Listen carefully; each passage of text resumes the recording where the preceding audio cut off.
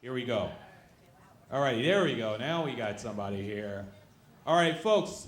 The previous guest panels we've had has been fantabulous, exciting, the whole 9 yards. 3 of the people that are on this current panel are pretty good friends of mine and absolute kooks and nuts and have no respect for fandom whatsoever, so you will be abused from this table. They know who I'm talking about.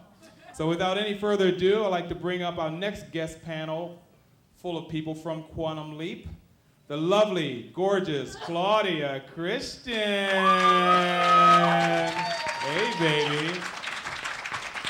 Hi. Beverly Leach there with you, too? Not yet. She's going to be a little late. Beverly Leach is on her way. Another buddy of mine, Vaugn Armstrong. Yeah.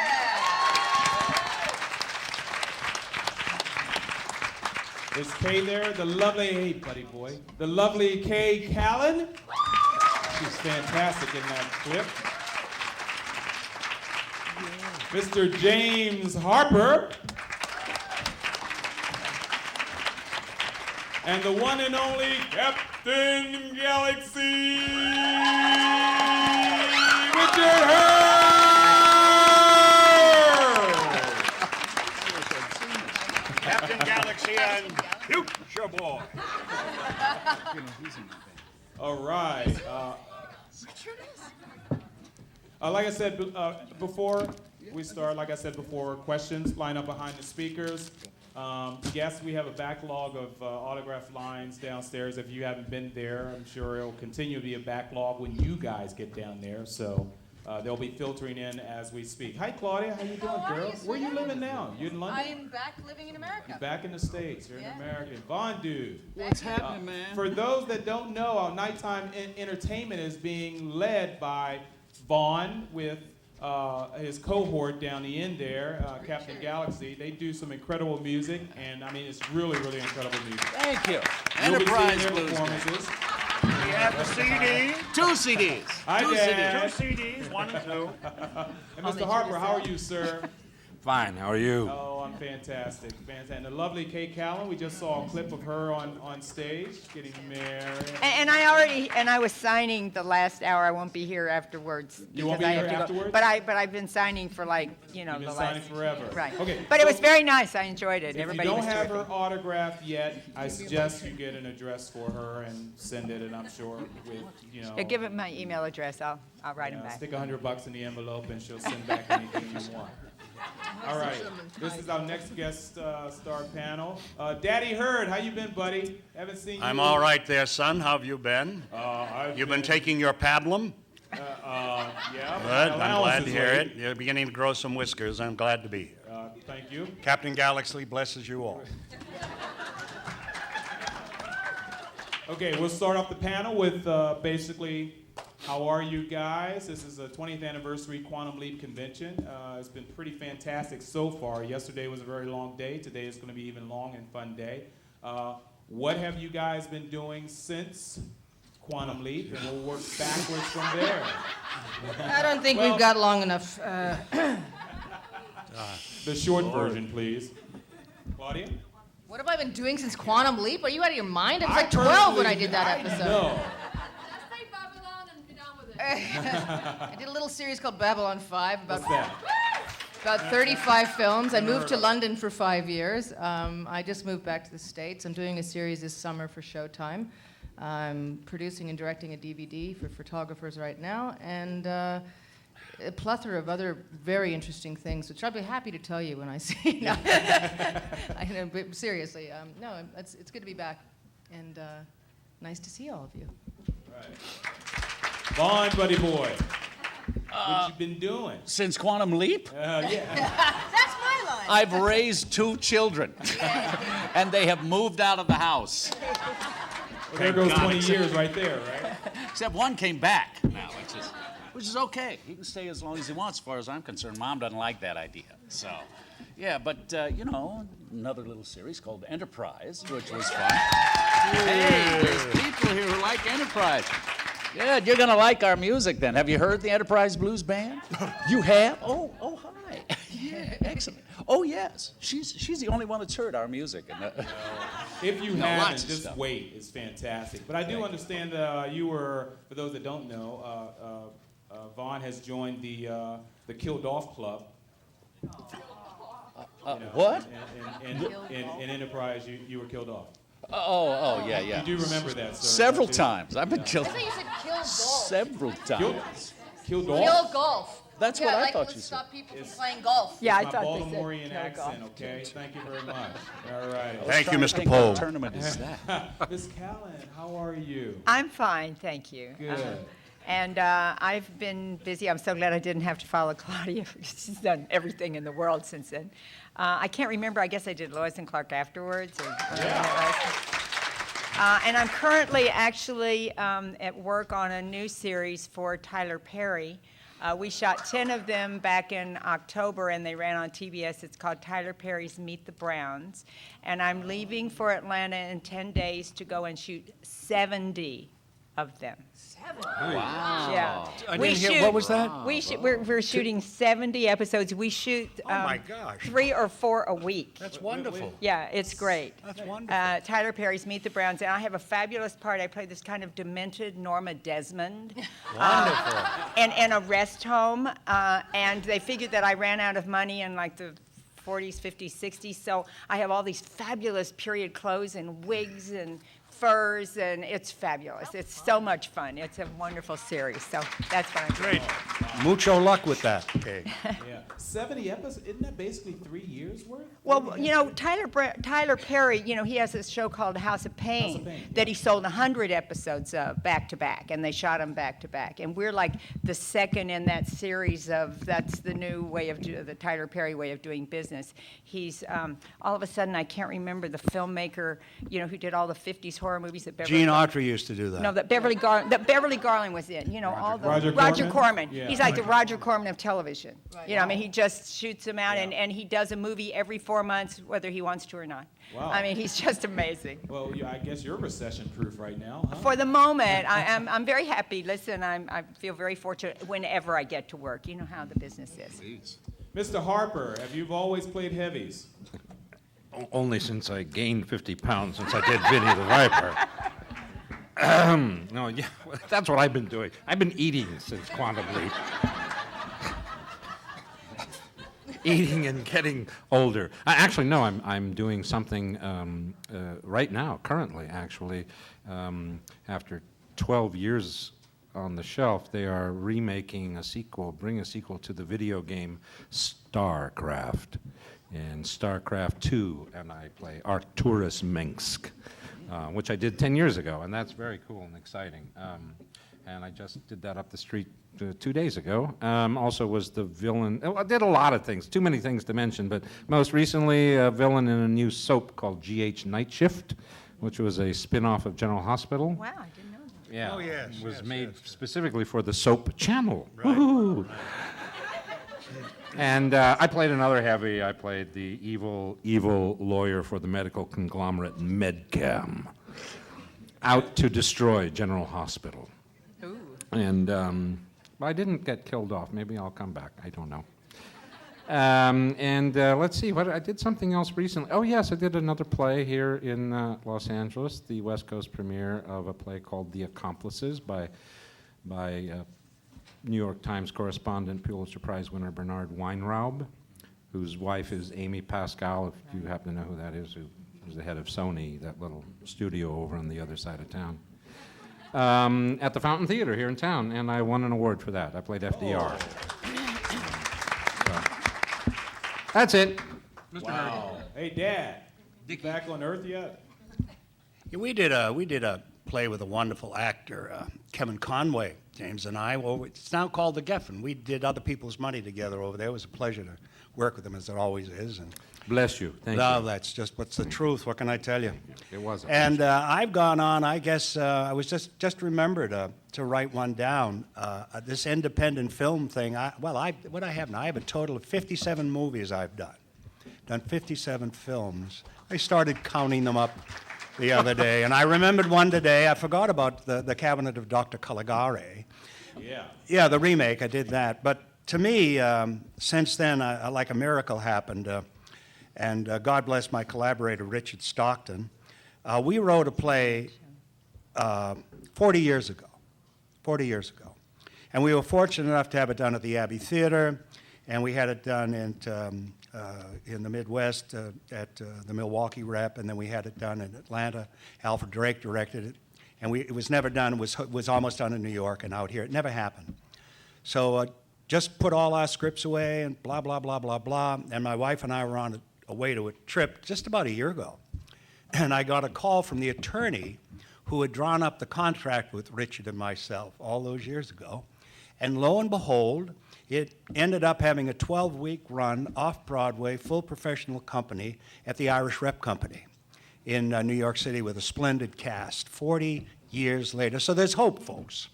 There's hope out there. That's great. Then I came back, and I worked with a wonderful actor, which is kind of a tribute to him, David Huffman, and I know his sons and so forth. Phyllis is gone now. But his son, Matt, was wanted to do a play that, matter of fact, Vaugn worked on with the reading when we did it. Bury the Dead, Irwin Shaw. Yes. And we did a little workshop, and we ended up co-directing it. It was at Tim Robbins' place over there, the Actors Gang. So I've been doing that and films. And your one-man show? No, I don't do my DeMille anymore. It's too much work. Anyway, I'm here. Things are still happening. I'm painting, playing with Vaugn, having a wonderful time. The world is good. My daughter got married, and my son will be 50 in October. What can I tell you? Wow. Okay, for those of you that don't remember, Richard's face has been all over television back in the 80s and so on, and one of his memorable roles is that lizard-eating freak in V. Okay. John, your supreme commander. Yeah, he's the supreme commander in V. So he's been around. He had his career. Guys, Quantum Leap related. We did this in the other panels, and we're just curious as how the audition process, how you guys were even considered, and even when you came up in doing the auditions for your role. Damn hat. How, in fact, did you gain your role in Quantum Leap? Why were you considered? And how does it feel to be working with both Scott? I know it's a multi-part question. Both Scott and Dean. I slept with Dean. So did I. I slept with Scott. All right, now you guys do understand it when Scott. I slept with Don Belisario. If you expect me to remember an audition 20-odd years ago, you are Yeah, I do. no, I don't I remember. slept with them all. The only thing I remember about Quantum Leap is that Jean-Pierre Dorliac, the costume director, had to sew me into my dress every morning, and I had to stand and lean against a slant board because I couldn't sit down the entire shoot. That's how tight the clothes were. They wanted me to be Jessica Rabbit meets Ingrid Bergman. You figure that out. And they tucked my hair under and made it red, and they tucked it so it looked really short. I thought the whole thing was rather bizarre, but I couldn't move. And the clothes were extraordinary, but I was sewn into them, which was it was fabulous. But that's all I can remember, and that's all you're getting. Love you. I want pictures of the Love sleeping you. part. I know that's why that guy came to work in the morning, was to sew her into that thing. Vaugn? Well, I got it because I looked like Donald Trump's father, to tell you the truth, and that's who I played, was Donald Trump's father. But I got to tell you, you asked about working with Scott. My first day on the Enterprise set, now I had one scene in Quantum Leap, but I'm in the costume department, the wardrobe department, and Scott comes in to get something fixed, and I had met him, 12, 14 years earlier in that one scene in a taxi. And I said, hi, yeah, we met a long time. He said, I remember you, Donald Trump's father. Wow. That was from 12 or 14 years earlier. And he remained one of the nicest, most concerned people I ever knew anywhere on that set, all the way through those brief 4 years of Enterprise. Yeah, it's amazing that you say that. That's what we've been hearing for the last 2 days. Those the nicest generous, guy in the world. good gracious, that's fantastic. It's absolutely true. Ms. Great Callen? guy. I have no idea. I have no idea. I was just thinking, do I remember any part of it? Was that show that I had to go back 3 times for the callback? I have no idea. You married the guy. Yeah. I have no idea. I was just lucky, somebody asked for me or somebody suggested me, just like most actors, your agent says, what about Kay Callen? And they either say yes or no, and you get to go in and hope for the best. Have you seen Scott and or Dean after your appearance on? I haven't seen Scott. Well, I saw him in a play at the Geffen, but I didn't really see him afterwards. And Dean, I haven't really seen. I've seen Terry. I did Desperate Housewives, although I didn't get to see Terry because she wasn't there that day. But I've seen, Terry a couple of times, and Ellie Cantor, who cast the show, and I became friends, and Deborah Joy Levine, who wrote that show. But I haven't really, crossed paths. Geography. All right. We've had Michael Gregory here on the last panel, and he did mention how much he, enjoyed working with Terry as well. Well, why are you laughing? I really enjoyed working with It's become Terry. an R-rated convention. And either, we're talking about breasts or Oh, I see. lesbians, I see. handcuffs. This is just from the actors what? panel. We're innocent out here in the audience, but you I guys are throwing this see, stuff out I at us. We're churchgoers here, please. I see. More. Mr. Harper? Hello. Have we met? Oh, I'm sorry. Yes, I have no idea. I'm like, okay, I have no idea. I remember that the casting group, the people who were casting the show, cast about 3 different shows at that same time, and I got something in every single one of them within about a year, so maybe they were calling me back. I don't know what specifically got me.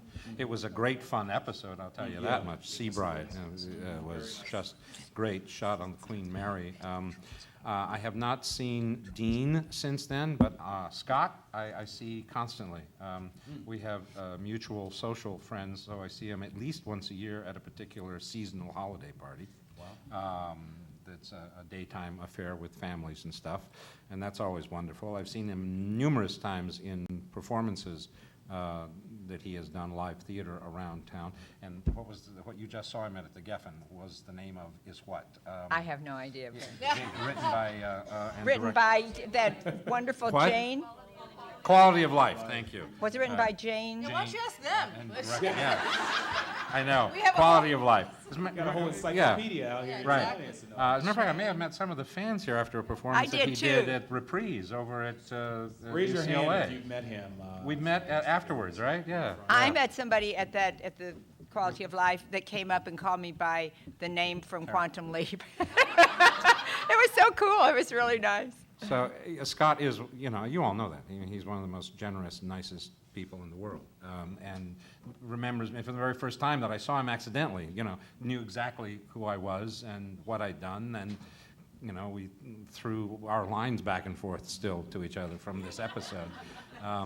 But the other great person that I had some contact with after a number of years, he cast me in an episode of NYPD Blue. That he was directing. The former DP for Quantum Leap, Michael Watkins, who is absolutely brilliant, and I didn't know worked with became, Michael, he was executive producer of X-Files for a number of years. Wow. And then I ran into him, this was a number of years ago, about 5-6 years ago, and he directed me episode of NYPD Blue called Peeping Tommy, and I was Peeping Tommy. And they're quite fun. So it's been a good connection. Also, I don't know if this is the appropriate time, but we were asked for any stories that we might have from the That's episode what you're and doing stuff, now, and I yeah. couldn't think of anything at the Always when you're in time. front of a crowd, And now I come think up. of one. But I don't now think you I could have remember. written. It's the Well, it's an embarrassing story. Good. It's an embarrassing. Well, then don't tell it. I may have told it at the last convention, so if you've heard it before, I apologize. But we shot most of that episode, Seabride, on the Queen Mary down in Long Beach. And it was quite fun, but we were also shooting down there. Most of it was night shoots. And they have a vast parking lot for the Queen Mary and stuff down there. And it has those lights in the parking lot that are those yellow kind of fog lights, because they got so much fog down there, and they want you to be able to see your cars. I had a very, very, very red car. And when you have a red car under fog lights like that, it changes the color of the car. Green. No, it changed it to like a gray. It has no color. And we finished shooting, and I was almost the last person out. So you imagine a parking lot that holds 3,000 cars, and yet at this 5 a.m. in the morning, there are actually only 3 of them in the lot. And I come out.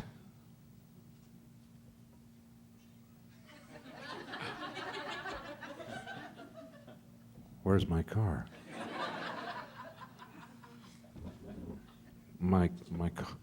Someone stole my car. Shit.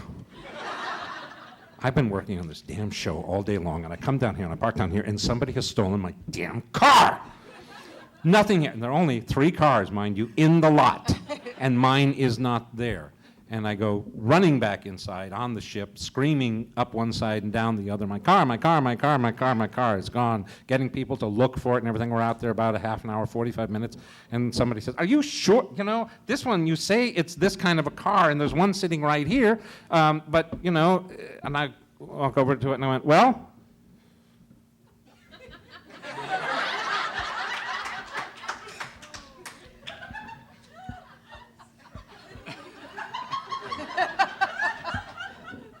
never mind.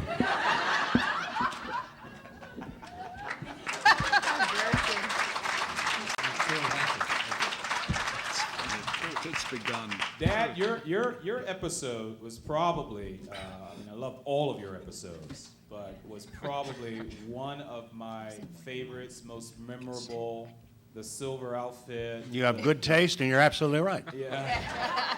Can you tell us a little bit about your dealings with Scott in that episode? I got to tell you, it's warm, wonderful, good theater background, people struggling out there with shows and so forth. He, in a financial way, made a lot of things happen for a lot of actors at a lot of the equity waiver theaters. He's a great guy. And this came about, I was busy doing something, and I got this last-minute call to come over to see Belisario and those folks. I knew Don in New York 1,000 years before that. And I went in. I just liked the part, and it seemed to work. I got it right at the audition. And they took me and they put me, measured me for all this and all that, and I went to work the next day on the show. They had been looking for somebody. But more than that, Tommy Thompson wrote it, a wonderful, wonderful guy. And Tommy Thompson wrote that, and Tommy Thompson wrote the pilot for Sequest. And he recommended me to Spielberg and to, I can't remember. Kushner, directed one of the Star Wars. Right. Yeah, Irving, whatever. Anyway, I went in I had a little meeting, and I got it. And I have to tell you, what a wonderful opportunity, just like Scott, you know, I did about 17 or 18 of those shows with Roy Scheider. And working with Roy Scheider, I have to tell you, was fabulous. Kept in touch with him. And I still keep in touch. We keep in touch with Lou Lazzara. Lou Lazzara, a wonderful makeup man who was on Sequest. And he was Roy's personal makeup guy, and he worked on every one of Roy's pictures. So we kept in touch with him. He was a very good man. And a lot of wonderful things came out of that whole thing for me. It just kind of kept going after that through. But it was a big change for me because I was doing hard asses. China Syndrome and General Richard Leslie Groves and Tough Cops and Onion Field. And it was a break for me to play a human being, a person, rather than some authoritative figure. And then Don called me and he asked me about some dates. He said, I want to write you into the last episode. So he wrote me into the last episode as the Slavic actor Ziggy. And, it's just amazing, the way things happen. But I have to tell you, on that show, it was probably, you can tell immediately when you walk onto a stage, a sound stage, what's happening. You just feel it. And if it's loose, but expectation and not screaming and yelling at everything, the creative process is much easier.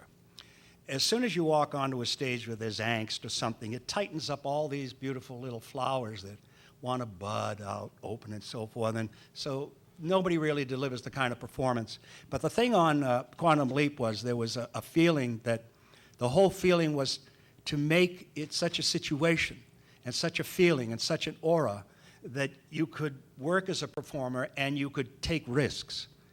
You could actually take risks. most television, you don't take risks. You do it.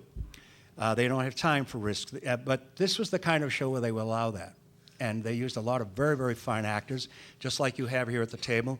And I feel so proud to have been a part of everyone who was involved with this show. And many of them are not here today. Many of the fine writers who have gone into the industry. It was just, this is my favorite thing I've ever done on television, Captain Galaxy. My favorite. And I have to tell you, with Deborah, Deborah played my daughter. She was so wonderful, so wonderful. The people but Scott especially, it was such a pleasure. We had a wonderful time. Thank you. Yeah. Oh, fantastic. Remember, if you have questions, hit those microphones I want to say one other thing about, yes, sir. You're talking about the theater background of actors. I don't know whether they went after this for a great length of time with every episode, but I have a feeling they probably did. I'm just thinking here about everybody that was that played major roles in the episode that I did, Sea Bride.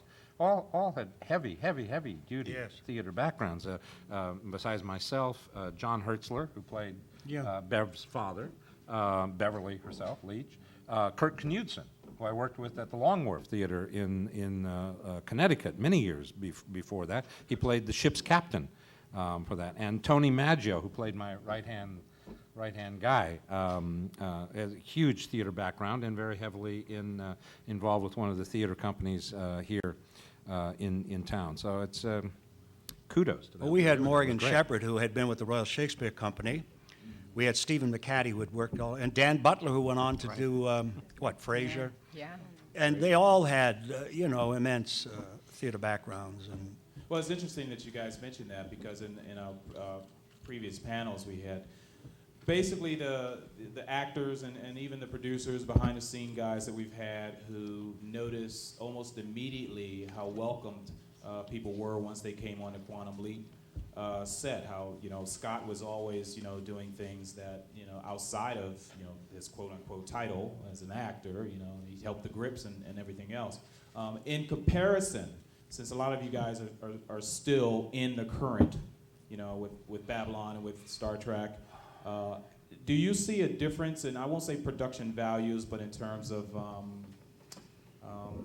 homeliness, hospitality amongst the actors themselves, each other? Do you see a vast difference between then as opposed to now? I would not say then as opposed to now, but I got to tell you, you were talking about how welcomed everybody felt. I think that came from Scott. Yeah. Because I saw him once on the Enterprise set see an extra that had been there the day before, and he went over and he asked the director. He said, "Can you tell me his name, because I forgot, and I got to tell him how nice a job he did yesterday." So he went over and he said, he says his name Dave, and he walked over and he said, "Dave, I just want to welcome you back because you were so good yesterday on that spot where you fell," or whatever he did, And he just wanted to make everybody feel welcome, which makes everybody want to do better work. Yeah, it starts at the top. The director can set the tone, and also the star sets the tone of a series. And if you've got people without the drama queens and the ego and everything, it just makes for an absolutely gorgeous experience at work. I mean, I've had Scott, who was amazing. I've worked with actors like Morgan Freeman, who put you at ease. And everybody on Babylon 5 was just phenomenal. It was the most fun I've ever had on a set. It's just because you went to work and it was like a play date.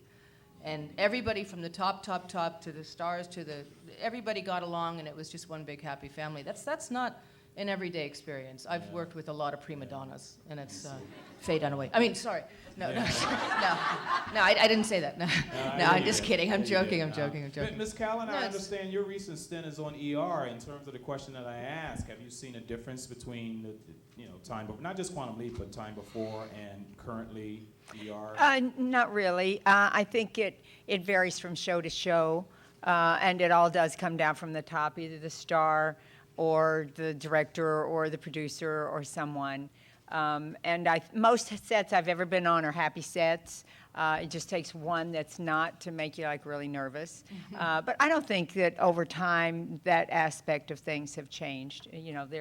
There's good guys and bad guys. There's crazy guys and balance people, you know. Being a bad guy. Well, you know, on Seinfeld, I have to tell you, on Seinfeld, all of those people, Larry David, Jerry, everybody, and the young writers, 22, 23, 24, it was, all they expected was perfection.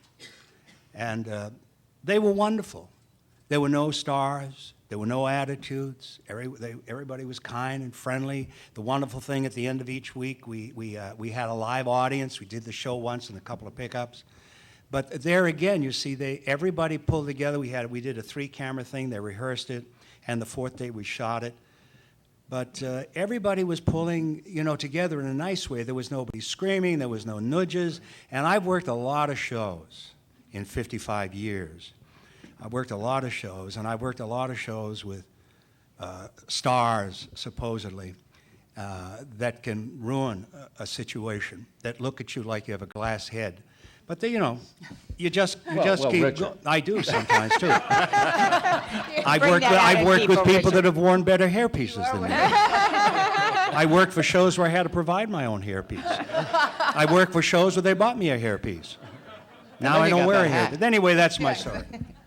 One of the talking about this, I think it does vary from show to show, obviously, but I think one of the things I first learned when I was first out here and had done a few shows, had a few shows on my belt, and this was just around the time I did Quantum Leap, I noticed that it really seemed to emanate from whoever the star of the show was, the people up at the top.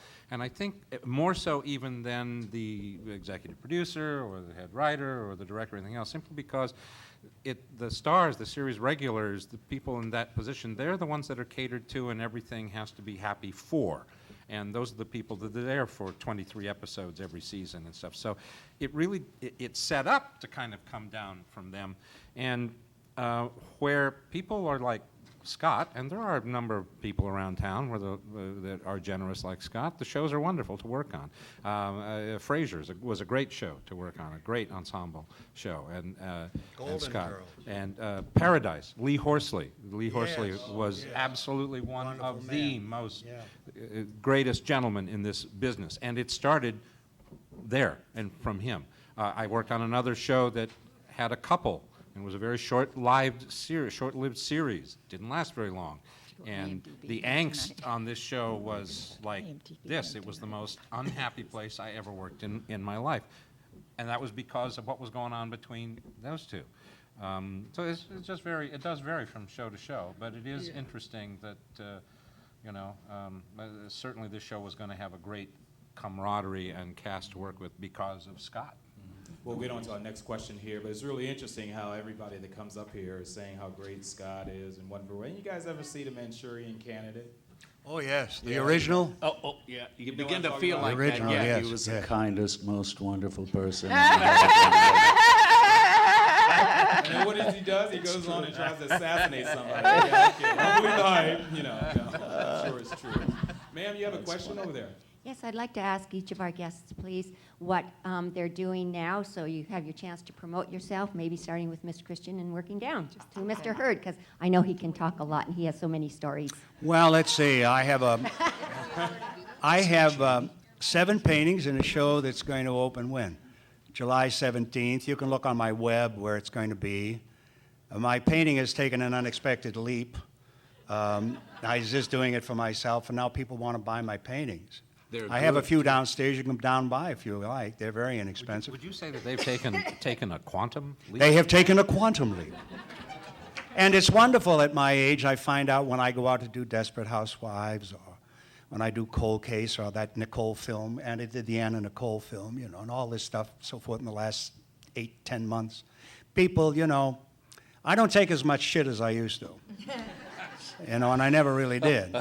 But I just walk away. Because the worst thing they go, fire me, please, fire me.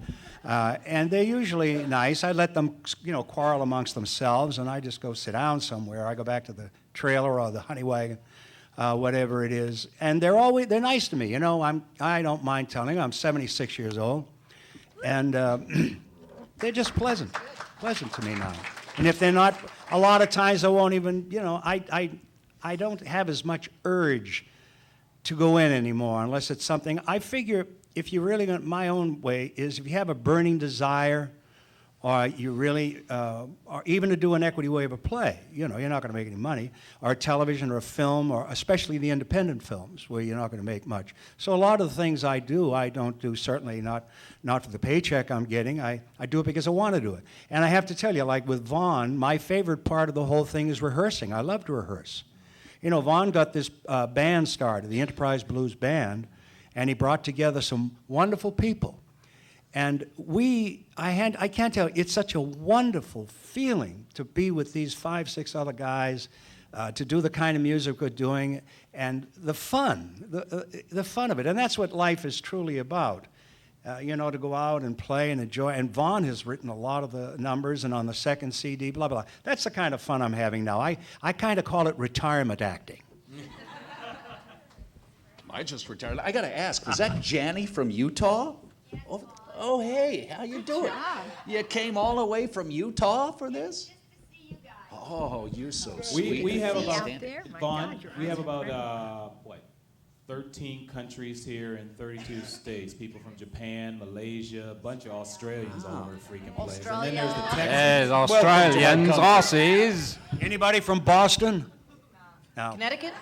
People from Probably not in the Amherst. room currently. Anybody from L.A.? Oh, yeah. Oh, yeah. Yeah, about 6 people. There's a bunch of people. North Hollywood. There are people Well- from North Hollywood and Granada Hills. I said actually what I was doing right now, StarCraft 2. So please do look for that. I imagine it'll come out sometime later this year. They're in the voice process of it now, and I was also able to see some of the animation for the game and see where there's not completed it all yet, and I'm sure it's going to take another number of months. But watch for that because it's going to be killer. Actually, the most recent thing I did besides this that actually paid me absolutely no money, but one of the most enjoyable things I've ever done in the business, and watch for the people connected with this because they're going to do really, really swell. I did a grad film for USC, which myself and my significant other in real life, Marilyn McIntyre, and some of you may know her from stuff that she's done, played a couple, and another wonderful actor who we happen to know just by chance got cast in the film also, Kelly Connell, who was on Picket Fences for a while. We played a couple who have, it's a little 10-minute, 12-minute film called Into the Unknown. And we're a couple that I'm taking a shower, and all of a sudden a huge sound happens, and a black hole appears in our shower. And it's all about why the black hole had gotten there and stuff, and Kelly plays a plumber and stuff, and we shot it up at Lake Arrowhead and down here, and it's really one of the most enjoyable times I've ever had. And when we saw the film in December, they had a screening of it, and it's brilliant. It's brilliant. Our performances aside, it is brilliant. And please watch for John Tamaki Dion is his name. He is the one that directed the film. And if you saw the LA Times yesterday, actually there was a huge article in the calendar section about the new George Lucas building at USC. It's film, and the student pictured at the sound editing console is John Tamaki Dion. But it's a wonderful film, and I'm hoping it'll get up on a website sometime soon so you can see it, because it's really, really, really terrific and funny and warm and wonderful. Anyway, that's it. Excellent. Ms. Callen? Well, I already said I'm doing Meet the Browns, but actually I'm on an episode of Castle in a couple of weeks. It's a tiny little part, but it's fun to work on there. And I'd worked with Nathan Fillion before in a short-lived pilot called, I don't know, Cars or Drive, called Drive. And so anyway, there's that. And then the Meet the Browns, which I'm sure will be on this summer because we're going to be on in tandem with House of Pain. Excellent. Castle. And Nathan Fillion is one of the leads in that from Firefly? Yes, Fillion? absolutely. Yeah. Absolutely. Yeah. Cool. Vaugn, I think we move on to you. Well, you know, what have I been doing? I did a Mad Men this year, which Oh, was I kind love of fun. that show. Yeah, that was a nice show. I like that. And I was the head of American Airlines. You make a good pilot. You know what? That's perfect casting, Vaugn. That's perfect casting. I can see you back in the 50s as the... Exactly. And Yeah, I but had you did that even play, shorter Vaugn, hair. I came out to see. I did a play written by the man who wrote China Syndrome. That's right, As a Tommy matter of fact. Cook. It was called Ravens Ridge at the Fremont Center Theater in South Pasadena. Yes, written by Tom Cook, who's constantly writing things that he wants to put me in, so I don't know, something else will come around. So for that reason, I let him come play with a band in my garage. You know, so that maybe he'll keep us in mind. But also did Criminal Minds, and I got a couple of commercials running and this and that. And really, the most fun has been some cruise trek events that I've been on. I went on a cruise with my son down the Danube from Nuremberg to Budapest, which was a hoot. In May, Ron B. Moore, you guys know Ron B. Moore? Also in the band, 5-time Emmy-winning visual effects director. Wow. He's going with me and my other son in May to Bermuda. That's right, Bermuda. So, somebody else going? Yeah, there's a couple of people going. Excellent. Oh, wonderful. Come on, I always get invited to Flint, Michigan and stuff. Hey, watch it now. There's nothing wrong with Flint, Michigan. Easy there now, Wait a big minute, boy. I'm anybody just here saying, from Michigan? okay. Anybody from Flint? Honey. Okay, see, you got... Okay, excuse me. The Danube, Bermuda, Flint, Michigan. Yeah. Well, You know, have I'm just kind of. Yeah, you're right. Michigan sucks. Yeah, okay. All right. They all got their ups Saying and It's a downs. beautiful say state. Somebody conned me out of $100 in Budapest, though. It's, All right, we got 2 more questions. We're going to be after... What? When? Oh. They still want to know what you're up to. Oh, you knew that. Oh. About 5'9", son. I'm doing this series for Showtime in July. I'm starting shooting. It's called Look. This year I did a romantic comedy called Overnight, directed by Valerie Brayman, who I did Love and Sex for. And the movie, hello. You guys are so predictable. And that should be coming out this year, hopefully. I play an alcoholic stewardess. Perfect. I steal people's drinks. Yeah, it's good for a sober person. Anyway, that was fun, and the series should be fun. And I'm directing this DVD for amateur and professional photographers, for a photographer named David Honnell, and we're doing a DVD on how to light photography shots. Cool. So yeah, that's really kind of fun. We just started yesterday, so that shoot's going very well.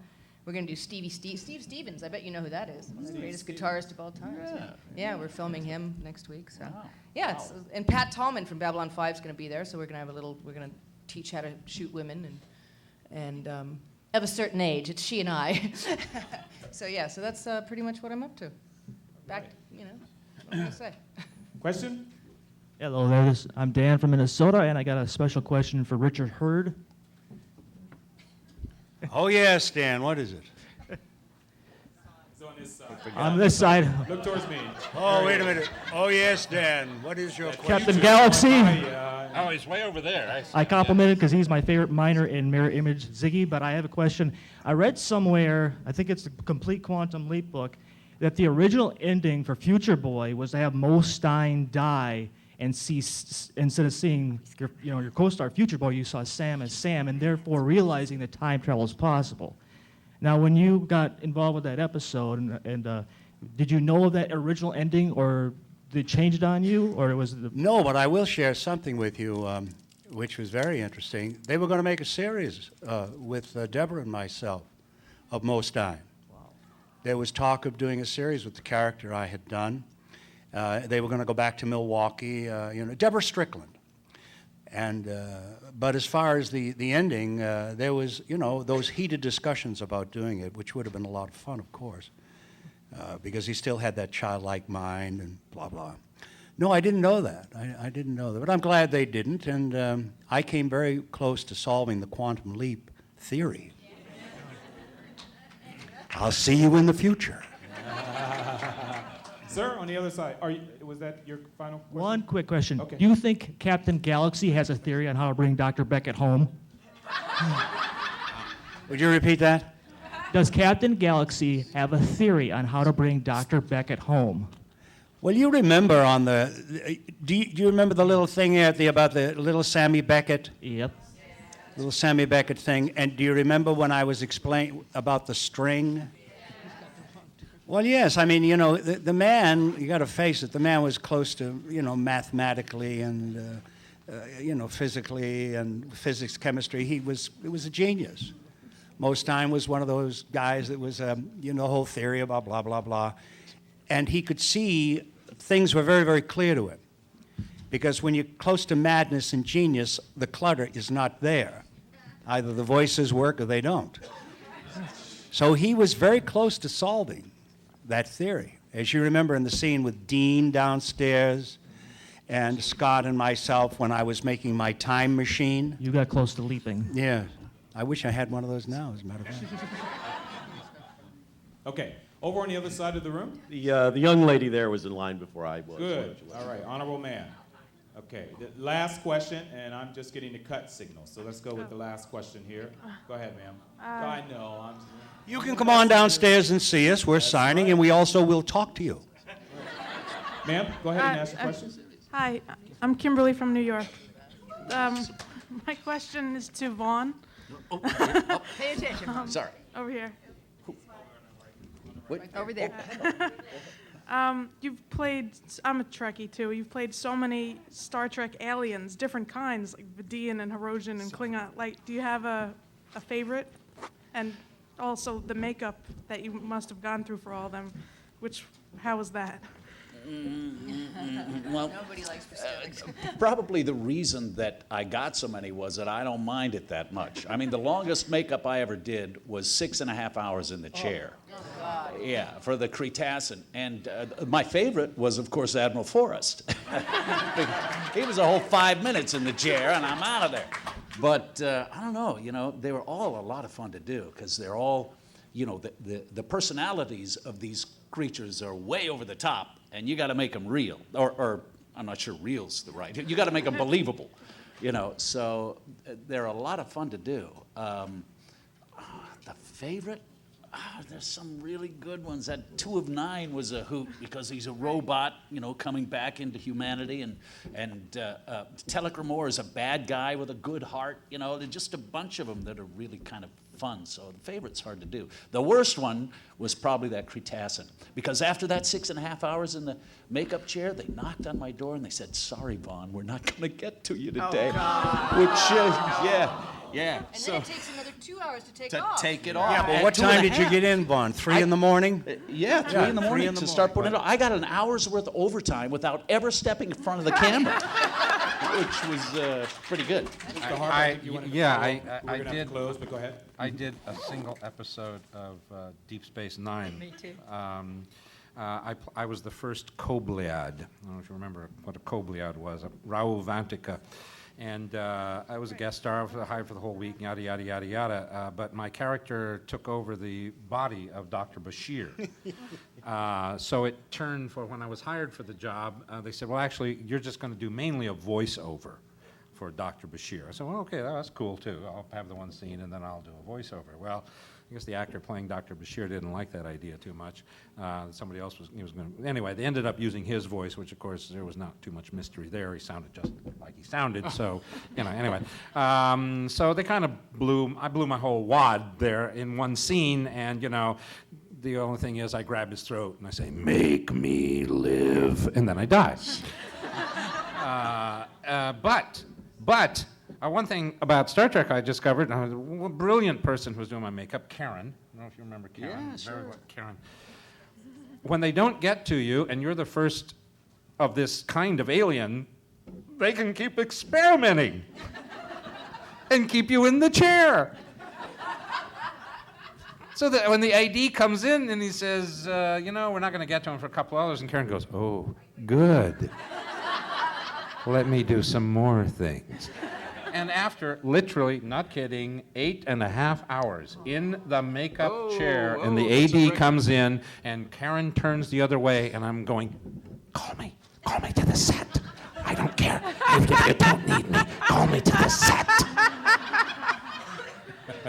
And he came back about a half an hour later and said, "Mr. Harper, we're ready for you now." Yay. Okay, thank you. But literally, could have gone on forever.